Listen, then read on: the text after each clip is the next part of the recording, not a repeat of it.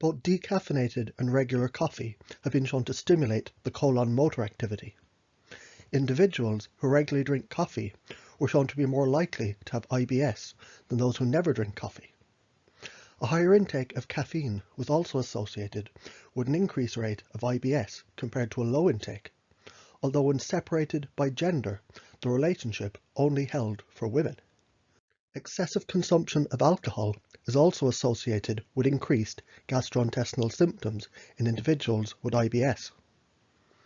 Although not formally established by clinical studies as an effective means for treating IBS, many integrative practitioners follow protocols that involve a variation of the 4R or 5R programs. The R's represent the different phases of the treatment, which are remove, replace, repair, repopulate, and rebalance. Stress associated with early life adverse events is implicated in the etiology of IBS. About 50% of individuals who seek IBS treatment have depression or anxiety. The relationship appears to be bidirectional, meaning that IBS can cause stress, and stress can contribute to IBS symptoms. IBS symptoms appear to respond positively to stress reduction. In one study, a meditation-based intervention known as mindfulness-based stress reduction reduced the severity of IBS and the stress symptoms in the IBS patients. Furthermore, psychological therapies, including cognitive behavior therapy, dynamic psychotherapy, and hypnotherapy, can be of benefit to people with IBS. In a 2018 publication on the treatment of IBS, the patients who were treated with psychological therapies were more likely to improve than the patients who were not treated. Cognitive behavior therapy can seem intimidating and like a momentous undertaking. However, this form of therapy is focused on specific behaviors and thought patterns related to a complaint, whether it be IBS, insomnia, or problematic behavior. Multiple studies have looked at different ways of applying cognitive behavior therapy as a treatment for IBS, including via telephone, a web-based program, and very minimal sessions. Treatment with home-based cognitive behavior therapy was found to substantially improve gastroenterologist-related IBS symptoms in almost 56% of the individuals after 2 weeks, while IBS education only led to a similar improvement in about 40% of the participants.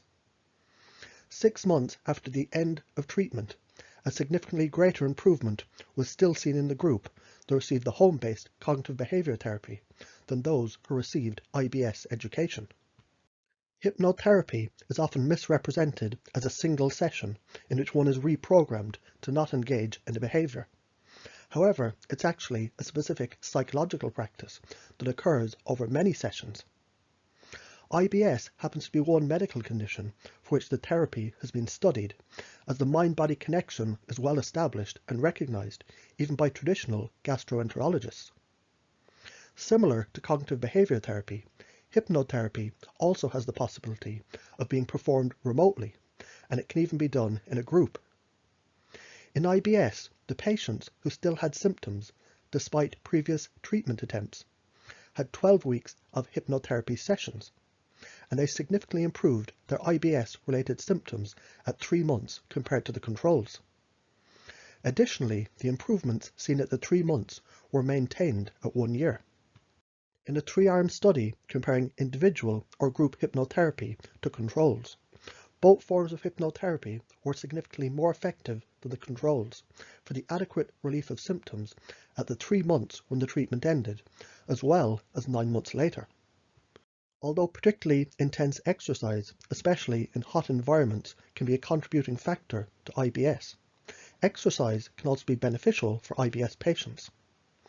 In one study, the subjects who engaged in 20 to 60 minutes of moderate to vigorous physical activity 3 to 5 days per week experienced a marked improvement in the quality of life that was associated with reduced IBS severity. Aerobic exercise at a lower intensity threshold and for a shorter duration has also been shown in clinical studies to benefit those with IBS. 30 minutes of treadmill exercises 3 times a week for 6 weeks significantly improved the IBS symptoms and IBS-related quality of life compared to controls. Another study considered the possible mechanisms by which exercise can influence IBS, and it found low to moderate levels of exercise attenuated the levels of inflammatory cytokines and oxidative stress, while enhancing the level of antioxidants. The alterations of these parameters correlated with the improvements in IBS symptoms. Even walking regularly has been shown to improve the symptoms of IBS. Yoga is another form of exercise that's been studied in the context of IBS, as well as numerous other stress-associated conditions. Compared to adhering to a low FODMAP diet, engaging in a yoga session twice a week led to a similar improvement in IBS symptoms at 12 and 24 weeks. Both groups were given guidance to only follow the prescribed intervention for the 3 months. However, statistically significant benefits were still seen at 24 weeks. Another study compared 3 arms: yoga with limited conventional treatment, yoga with conventional treatment, and a control group.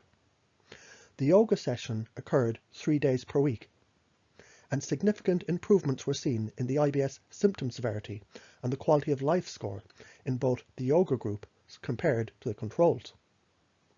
In the yoga groups, there was also significant improvements in several other parameters, including flexibility and autonomic function, which correlated with a reduction in medication and supplement use. A systemic review and meta-analysis of 6 trials considered yoga as a treatment for IBS, and it also found a beneficial effect over conventional treatment, with improvement in bowel symptoms, IBS severity and anxiety, as well as other parameters.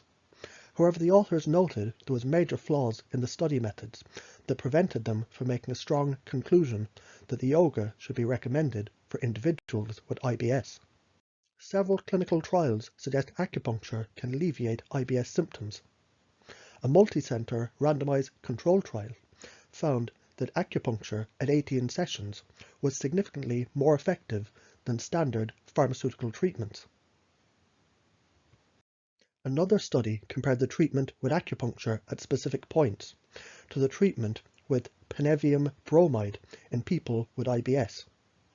After 6 weeks of treatment and at the 3-month follow-up, the IBS quality of life and symptom severity score in the acupuncture group was significantly better than the baseline. At both 6 weeks and 3 months, the symptom severity score were significantly lower in the acupuncture group than those treated with the penevium bromide, while the quality of life score was significantly higher in the acupuncture group at 3 months. 2 meta-analyses also found the acupuncture to be more effective than pharmaceutical treatment of IBS, and it had the least severe side effects. However, there was no difference in symptom severity or quality of life when comparing acupuncture to sham acupuncture. For more on IBS, herbs, supplements, or natural treatment plans, check out my website.